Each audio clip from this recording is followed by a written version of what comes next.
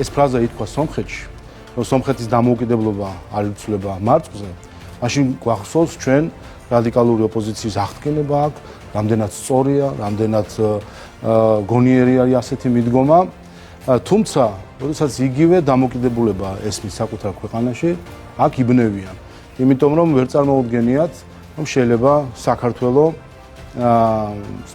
ჩამოაყალიბოს თავისი პოლიტიკა გარე კარნახის გარეშე და ეს ამხელს უპირველეს ყოვლისა მათ საკუთარ დამოუკიდებლობაში, საკუთარი სამშობლოს სუვერენიტეტის მიმართ. ამაზე გვესაუბრებია სიგანეში, ამაზე იქნება ხვალ საუბარი ამ ტექნიკურ შეხვედრაზე, რომ რატომ გაქვთ უვიზო მიმოსვლა ჩინეთთან, აზერბაიჯანთან, სომხეთთან, იმ ქვეყნებთან, სადაც ევროკავშირს არ აქვს სავიზო მიმოსვლა და რა ვქნა, ჩავკეტოთ და არ შემოვიდეს ჩინელი ტურისტი თუ სხვა ტურისტები, ცენტრალური აზიის ქვეყნები. მეორე, რატომ არ არის დაახლოებული თქვენი სასანქციო პოლიტიკა ევროკავშირთან, დაუწესეთ სანქციები რუსეთს, დაანგრიეთ თქვენი ქვეყანა, დაღუპეთ თქვენი ხალხი, თუ გინდათ რომ უვიზო მიმოსვლა იყოს. იმდენად არაკვალიფიციური ხალხთან გვაქვს საქმე, რომ აი ასეთ მარტივ, რა ვიცი, ამას ლაფსუსიც არ ქვია, ამას ქვია უბრალოდ უცოდინობა.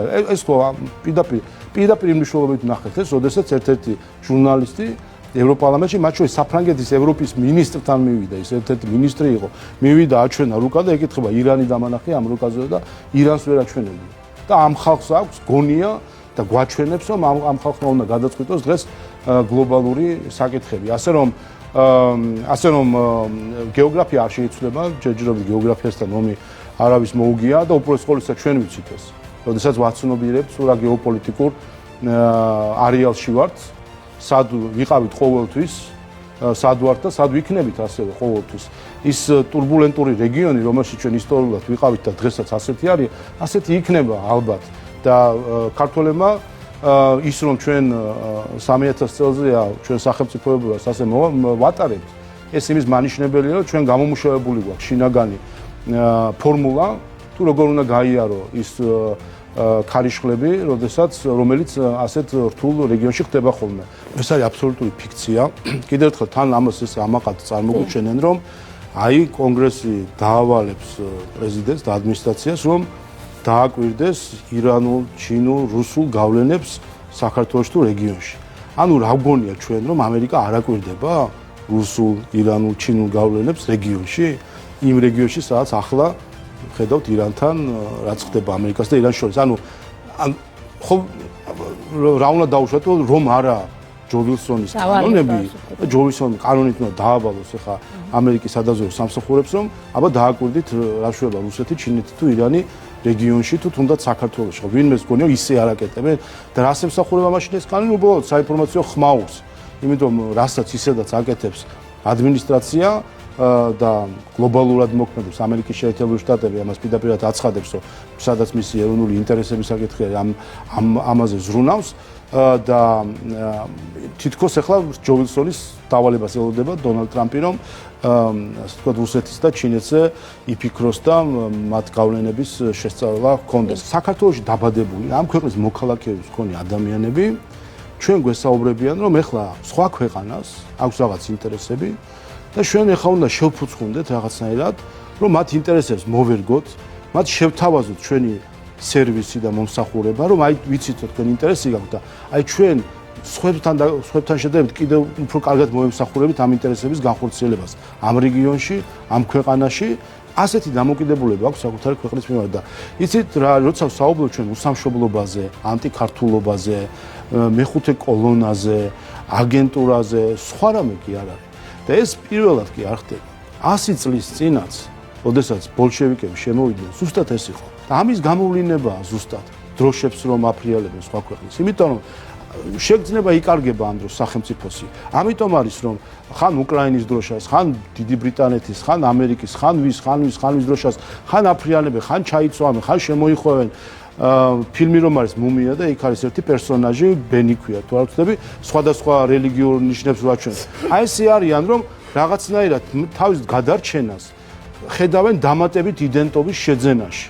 რომ ის ქართველობა საკმარისი არ არის ევროინტეგრაციის პროცესში და ასე შემდეგ, ხშირად გვაქვს ხოლმე ურთიერთობა სხვა კანდიდატ ქვეყნებთან, ბალკანეთის წარმომადგენლებთან და მათგან ხშირად გვესმოდა ხოლმე, რომ ევროკავშირი წუწუნებდა ხშირად მათთან, ან უფრო სწორედ გარკვეულად ზეწოლას ახდენდა რომ ჩინეთთან არ ქონდათ ურთიერთობები, ეუბნებოდნენ რომ მათი ასე ვთქვათ შემოვლენ გავლენას მოახდენენ, ის იქნება ზეწოლა, მოკლედ გარკვეულ ბერკეტებს შეიძენენ და ჩინეთს წარმოაჩენდნენ მიზან მიმართულად, წარმოაჩენდნენ როგორც რაღაც ბუას, ასე ვთქვათ, რომელსაც უნდა ეშინოდეს სახელმწიფოს და არ ქონდეს ურთიერთობა. კარგი იმის ყურება, რომ როგორც ჩანს, მე მგონი რადიკალური ოპოზიცია საკონსტიტუციო სასამართლოსაც კი დაასწრებს ალბათ და საკუთარი თავის ლიკვიდაციას თავად გამოაცხადებენ.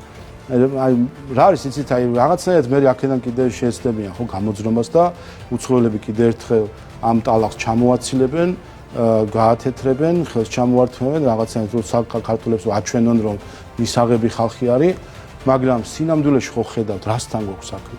მართლა რა ცირკთან გვაქვს საქმე. ადამიანებთან რომელსაც მათ შორის ახლა მიხეილ სააკაშვილის მისი ახალი ვარცხნობით რომ აკვირდებით და აი ზოგიერთი მათქმედებს ეს მართლა არის ემოციურად დაზიანებული ადამიანები რომლებიც საკუთარ სხვადასხვა ტრამვების პროექცირებას ახდენს ჩვენს ქვეყანაზე. ანუ მათი ტრამვების მსხვერპლივართ ამ ყველა საზოგადოება რომ რაღაც ტრამვები ვერ გადაუხარშავთ, არ ვიცი ბავშვობის ასაკის თუ დასრული ასაკის და მათი ეს ემოციური დაზიანებული ყოფა უნდა ქართველებმა ავიტანოთ და ავიტანოთ რატომ? იმიტომ რომ თათი აქვს დადებული ბრიუსელიდან, თათი აქვს დადებული სხვადასხვა ქვეყნიდან, რომ აბა თითი არ დააკაროთ ამათ, ესენი არიან ჩვენი ემისტრები თქვენთან. აი ეს არის რა თქმა აბრაზებს ის რომ 14 წელია ეჯაჯგურებიან ამ ქვეყანას, რომ რაიმენაირად ამოატრიალონ ხელისუფლება დააბრუნონ ის მარიონეტები რომელიც ყავდათ და ვერაფერი ვერ მოუხერხეს.